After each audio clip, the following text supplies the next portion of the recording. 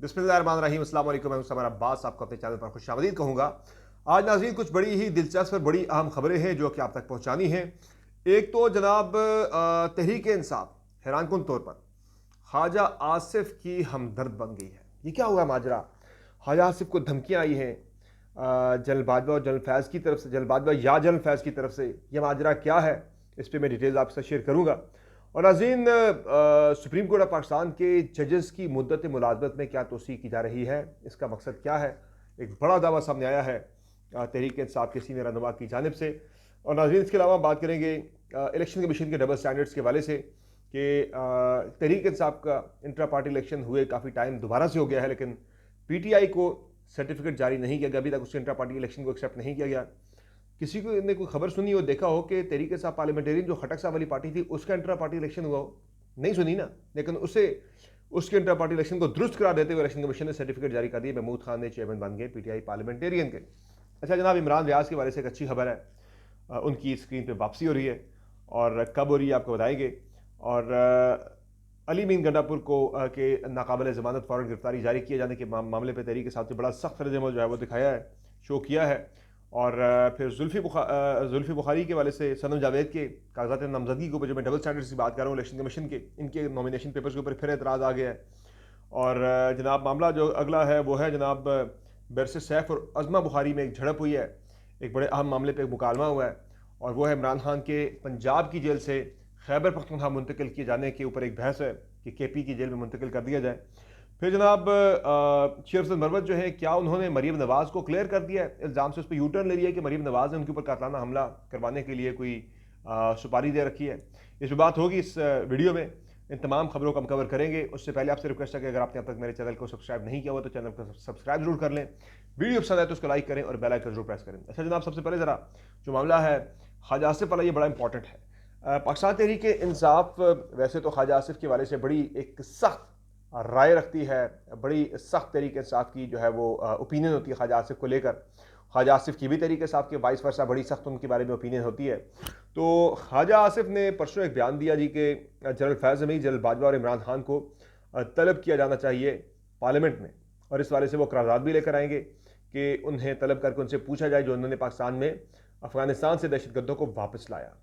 अब वही लोग पाकिस्तान में दहशतगर्दी कर रहे हैं। तो इस पर यह हुआ है कि ख्वाजा आसिफ ने कल फ़ाद हुसैन साहब के प्रोग्राम पे ये इंकशाफ किया है कि मुझे धमकी आमेज़ पैगाम आया है कि भाई इस तरह की बातें करना छोड़ दो पार्लियामेंट में बुलाने वाली। तो वो कहते हैं जी कि मैंने तो बड़ा कुछ सहा है, तो ये इस तरह की धमकी देने वाले फिर वो नहीं सह सकेंगे। तो बहरहाल धमकी जो है वो मुमकिन तौर पर जो है, जो ख्वाजा आसिफ साहब की गुफ्तगू से लगता है ये धमकी जनरल फैज़ हमीद और जनरल बाजवा की तरफ से आई है कि इस तरह की बातें करना छोड़ दो। तो वो कह रहे धमकी जो है मैं उसको जो है बिल्कुल भी आई वॉन्ट, यानी कि वो कह रहे कि मैं किसी प्रेशर में नहीं आऊँगा और मैं अपनी बात करता रहूँगा। इस पर पाकिस्तान तहरीक इंसाफ ने भी PTI ऑफिशियल की जानिब से भी कल एक ट्वीट आया है गुज़िश्ता रात, और PTI ने भी कहा जी कि ये तो बड़ा तशवीशनाक मामला है कि ख्वाजा आसिफ के वाले से हमारे हैं एतराज़ात कि वो भाई जाली MNA बने, ये PTI का मौक़िफ़ है। तो वो कहते हैं वो जाली MNA लेकिन जारी मैंडेट से आए, लेकिन कहते हैं कि इस तरह से वज़ीर दिफा को जो है वो धमकी दिए जाने के मामले पर तहरीक इंसाफ ने भी जो है तशवीश का इज़हार किया है। अच्छा बाकी जनाब जो मामला है सुप्रीम कोर्ट ऑफ पाकिस्तान के जजेस की मुद्दत मुलाजमत में तोसी का, तो उस पर हो ये रहा जनाब के शेर अफजल मरवत ने एक बड़ी आम राय पिछले दिनों से काफ़ी अरसे से हम सुन रहे हैं, सोशल मीडिया के ऊपर भी चल रही है कि सुप्रीम कोर्ट ऑफ पाकिस्तान के जजेस की मुद्दत मुलाजमत में तोसी की जा रही है एक आइनी तरमीम करके। और ये बात जस्ट एक र्यूमर चल रही है काफ़ी अरसे से, किसी ने ऑफिशियली इस पर कभी बात नहीं की कि आइनी तरमीम आएगी।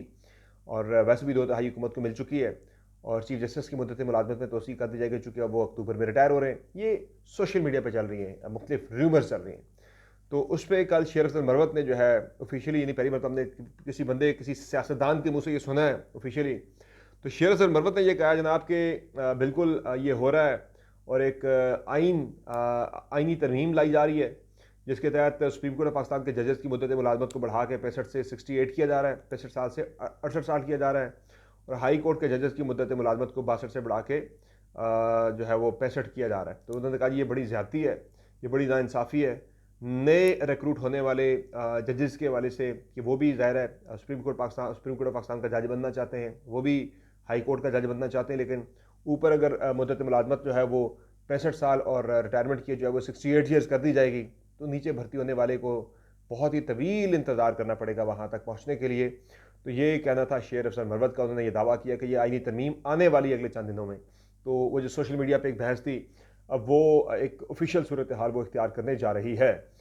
हकीकत का रूप क्या पता धारती है या नहीं, लेकिन एक पार्लियामेंटेरियन जो कह रहा है कि इस तरह की तरमीम आने वाली है। बाकी इसके अलावा जो अगली खबर है जनाब, वो जो हम बात कर रहे थे इलेक्शन कमीशन ऑफ पाकिस्तान के डबल स्टैंडर्ड्स के हवाले से। एक तरफ आप देखें कि पाकिस्तान तहरीक इंसाफ के इंट्रा पार्टी इलेक्शन मार्च से इन्हीं के पहले हफ्ते में हो चुके थे, और पीटीआई ने सर्टिफिकेट भी जमा करवा दिया था अपने इंट्रा पार्टी इंतखाबात का, सॉरी उसकी तमाम डिटेल जमा करवा दी थी इलेक्शन कमीशन ऑफ पाकिस्तान में। लेकिन अभी तक तहरीक इंसाफ का इंट्रा पार्टी इलेक्शन का कोई भी सर्टिफिकेट जारी नहीं हुआ। लेकिन कल कमाल किस्म की इलेक्शन कमीशन ने जनाब तंदही दिखाई और फुर्तियाँ दिखाई, और पाकिस्तान तहरीक इंसाफ पार्लियामेंटेरियन जो कि खटक साहब वाली पार्टी थी, खटक साहब तो चेयरमैनशिप से दस्तबरदार हो गए थे, तो बाद में महमूद खान यानी वहाँ पे इंट्रा पार्टी ज़िमनी इलेक्शन हुआ तहरीक इंसाफ पार्लियामेंटेरियन का। वैसे कहाँ हुआ है किसी को नहीं पता, कोई अनाउंस हुआ किसी को नहीं पता, नॉमिनेशन पेपर कब जमा हुए, कैसे इलेक्शन हुआ, कुछ पता नहीं है। बस एक उन्होंने कागज़ जमा करवाया कि जनाब 150 हमारे जो चेयरमैन के इंतखाब के लिए 150 का इलेक्ट्रल कॉलेज था, और 150 वोट जो है वो महमूद खान के हक़ में पड़े, जबकि सेक्रेटरी जनरल के जो कैंडिडेट थे जनाब मलिक अफजलदीन खान जो वाइस चेयरमैन के थे, उन्हें 147 वोट पड़े। तो ये मुंतखब हो गए। तो इलेक्शन कमीशन ने उसे एक्सेप्ट करते हुए पीटीआई पार्लियामेंटेरियन को सर्टिफिकेट जारी कर दिया है। जनाब ये कमाल है, पीटीआई को तो आपने किया नहीं है, तमाम आप एतराज़ात पे एतराज़ात, अब भी जब दोबारा हो गया है तो उस पर भी आप नहीं कर रहे। मकसद उसका कुछ और है, मखसूस हिस्सों का मामला उसका मकसद है। मकसद उसका पीटीआई जो है वो भटकी रहे, ये कभी सुन्नी इत्तेहाद कौंसिल के दरमियान कभी किसके दरमियान, अभी तक जारी नहीं किया जा रहा। तो इस पे जारी कर दिया गया है एक फ़र्जी सी जमात का। दूसरा जनाब जो मामला है जुल्फ़ी बुखारी का, सनम जावेद का, इनके नॉमिनेशन पेपर्स के ऊपर भी एतराज़ात लगे हुए हैं। जुल्फ़ी बुखारी के ऊपर एतराज़ आया था कि इनकी दोहरी शरीयत है, तो उन्होंने अपने डॉक्यूमेंट्स सबमिट करवा दिए इस हवाले से कि भाई ऐसा नहीं है। और सनम जावेद के हवाले से जनाब ऐसा हैरानकुन किस्म का ऐसा इंटरेस्टिंग एक को लगा है कि फिर इलेक्शन कमीशन खुद को एक्सपोज ही कर रहा है कि जी सनम जावेद एक जॉइंट अकाउंट होल्ड कर रही है। तो जॉइंट अकाउंट होल्डर्स को सेनेट इलेक्शन लड़ने की इजाज़त नहीं दी जा सकती, उनका अपने वालिद के साथ जॉइंट अकाउंट है, वो एक जॉइंट बैंक अकाउंट जो है वो मेंटेन कर रही है। तो इसलिए जो है उनके नॉमिनेशन पेपर्स जो है वो एक्सेप्ट नहीं किए जा सकते। और जो सिग्नेचर है सनम जावेद का, उसके ऊपर भी एतराज़ है भाई उनका ये है या नहीं है। तो ये इस तरह के एतराज़ात जनाब फ्रिवलेस किस्म के जो है वो लगाए जा रहे हैं। तो ज़ाहिर है मकसद जो है वो कुछ हो रहा है कि भाई इन्हें आगे ना आने दिया जाए, रास्ता रोका जाए। फिर इसके अलावा जनाब जो अगली खबर है वो है जनाब अली अमीन गंडापुर के बारे से। अली अमीन गंडापुर खैबर पख्तूनख्वा के इलेक्टेड वज़ीर आला, उन्हें एक तो इलेक्शन कमीशन ने भी 26 तारीख को तलब किया हुआ है, जो मामला है उनके हल्के में उनकी नाअहली का कि उन्होंने अपने नॉमिनेशन पेपर्स के अंदर जो है वो मिस डिक्लेरेशन किया है, उस पर भी तलबी हुई हुई है। और दूसरा जो मामला है अली अमीन गंडापुर का, वो उन्हें 9 मई के सानहे के हवाले से भी उनकी जो है क्या कहते हैं, उनके कल गुज़िश्ता रोज़ उनके नाकाबिल ज़मानत वारंट गिरफ्तारी जो है वो जारी कर दिए गए। तो उस पर जो है पाकिस्तान तहरीक इंसाफ का बड़ा स्ट्रॉन्ग किस्म का रिएक्शन आया है, और पीटीआई ने कहा जी कि ये बड़ी ज़्यादती है, इस तरह से हमारे वज़ीर आला को इस तरह से जो है वो तलब करना और इस तरह से केसेस के अंदर फंसाना। तो पीटीआई ने एक बड़ा सख्त किस्म का उस पर रिएक्शन जो है वो दिया है अली अमीन गंडापुर की तलबी के हवाले से। और इस पर अली अमीन गंडापुर जो है उनके नाकाबिल ज़मानत वारंट निकले हुए हैं, उनके अलावा 12 मज़ीद जो लोग हैं जिनके वारंट निकले। और इस पर पीटीआई ने जो अपना मौक़िफ़ दिया है तहरीक इंसाफ ने, उस पर यह कहा जी कि झूठे, जाली, बेबुनियाद और मनगढ़ंत मुकदमात की आड़ में खैबर पख्तूनख्वा के अवाम के मैंडेट की तौहीन और वफाक की वहदत पर संगीन हमले की शदीद मज़म्मत करते हैं। अवाम के मैंडेट को माल गनीमत समझ कर लूटने और मुजरमों में बांटने वाले अपनी शरंगेजियों से बाज नहीं आ रहे। झूठे और बेहुदा मुकदमात में मुंतखब वज़ीर आला खैबर पख्तूनख्वा के वारंट गिरफ्तारी का इजरा सूबे के अवाम की खुली तौहीन और नहायत इश्तियाल अंगेज़ फ़ेल है। यानी इश्तियाल अंगेज़ फ़ेल की जब वो बात करें तो इसका मतलब वो बता रहे हैं कि भाई इस मामले को किसी सूरत भी एक्सेप्ट नहीं किया जाएगा। तो इस पे जनाब जो है वो पीटीआई ने बड़ा स्ट्रॉन्ग एक रिएक्शन दिया है। बाकी यानी कि इस मामले पे अब पीटीआई जिस तरह बता रही है कि वो इतने आराम से इस मामले को जो है वो होने नहीं देगी तरीके से, यानी कि बड़ा स्ट्रॉन्ग रिएक्शन जो है वो लग रहा है तरीके साथ के इस मौक़िफ़ से, केपी से बड़ा स्ट्रॉन्ग रिएक्शन आने वाला है अगर गिरफ्तारी ऐसी कोई चीज़ होती है। 2 अप्रैल को तलब किया गया लिव इन गन्नापुर को इस केस के अंदर। बाकी इमरान रियाज के बारे से अच्छी खबर है कि इमरान रियाज की स्क्रीन पर वापसी फिर से होने वाली है। इमरान रियाज की यूट्यूब की स्क्रीन पर वापसी होने वाली है। अपना यूट्यूब चैनल दोबारा से उस पर व्लॉग शुरू करने वाले हैं। और उन्होंने कल एक ट्वीट किया, उन्होंने बताया कि भाई सिस्टम रिकवर हो चुका है और आप सीट बेल्ट बांध लें। तो उन्होंने ये अब बता दिया, इन्फॉर्म कर दिया कि भाई उनका सिस्टम रिकवर हो चुका है।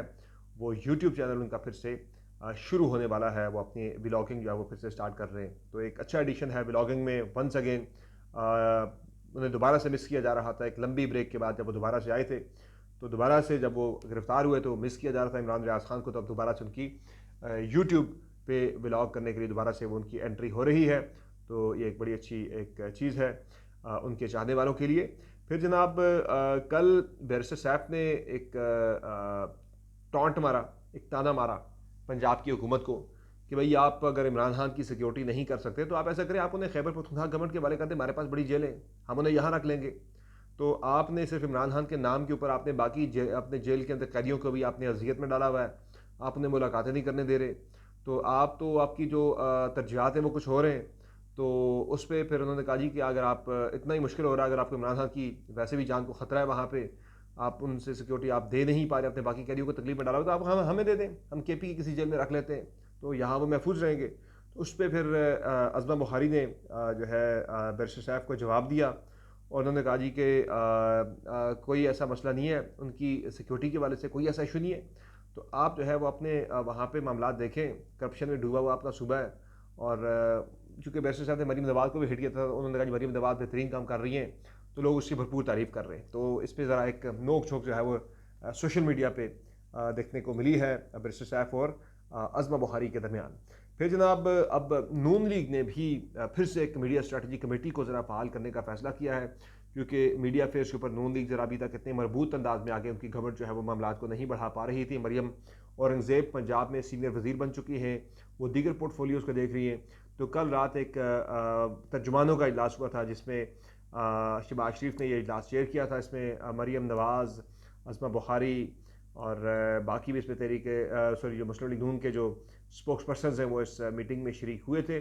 और फैसला ये किया गया है कि आगे के लिए एक मीडिया स्ट्रेटजी कमेटी जो है, जिस तरह से तरीके साहब के दौर में आप देखते थे एक बनाई गई थी खान साहब की तरफ से तर्जुमानों की, तो तर्जुमानों का एक फ्रीक्वेंट जो है वो इजलास हुआ करेगा। और टॉक शोज़ पे, प्रेस कॉन्फ्रेंसेस पे, सोशल मीडिया के हवाले से जो तर्जुमान है वो अपना मौक़िफ़ जो है वो एक मरबूत अंदाज में कोऑर्डिनेशन के साथ पंजाब और सेंटर में वो दिया करेंगे। बाय द वे, जहाँ तक सोशल मीडिया का ताल्लुक है, तो ट्विटर की बंदिश के हवाले से पाकिस्तान में एक हंगामा बरपा है। अब अदालतों के अंदर केसेस लगे हुए, सिंध हाई कोर्ट में केस लगा, वहाँ से फैसला या बहाल करें। फिर इस्लामाबाद हाई कोर्ट के अंदर भी केस चल रहा है, फिर पेशावर की हाई कोर्ट के अंदर भी केस चल रहा है। और हो ये रहा है जनाब कि सब इससे लातल्की के ऐलान कर रहे हैं, अतातार करने चल रहा है, कोई मसला ही नहीं है। फिर बाद में मेरे प्रोग्राम में उन्होंने कहा था जी कि हाँ बिल्कुल ऐसा है, बंद है, लेकिन ये बहाल होना चाहिए। तो उन्होंने एतराफ़ तो कर लिया था कि बंद है। अब कल चेयरमैन पीटीए, उनसे जब पूछा गया भाई ट्विटर की बंदिश के बारे में, उन्होंने कहा जी नहीं, हमें तो पता ही नहीं है, ऐसा कोई ऑर्डर ही हमारे पास नहीं है, कोई ऐसा ऑफिशियल ऑर्डर हमें मौसूल नहीं हुआ ट्विटर की बंदिश के बारे से, हमें तो पता ही नहीं है ट्विटर बंद ऐसा। ये वो बिल्कुल लातल्की का ऐलान कर गए, तो मुकर गए, बिल्कुल ऐसा कुछ है ही नहीं है। तो ये देखते हैं अदालतों का इम्तिहान है वो कैसे पाकिस्तान में आज़ादी इजहार राय को मेक श्योर करती हैं। फिर जनाब अगली जो खबर है वो वफाकी काबीना का आज इजलास हो रहा है। कुछ अहम फैसले महंगाई के वाले से जो है मसाइल काफ़ी ज़्यादा है।